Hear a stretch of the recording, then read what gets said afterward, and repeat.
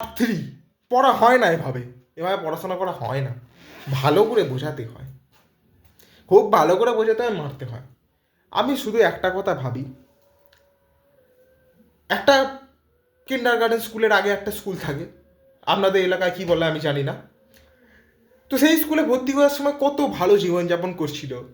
সিলেট পেন্সিলে লিখতাম অ আ, এরম লিখতাম। কিন্তু ভাই যবে থেকে ওই প্রাইমারি স্কুলে ভর্তি হলাম, একটু করে টর্চার শুরু হলো। সবার আগে হাতে চলে এলো পেন্সিল, রবার, কলছলা, জ্যামিতি বাস্ক, এই বেড়েছে এগুলো কি। যাই হোক, আসার পরে অতটা টর্চার ছিল না।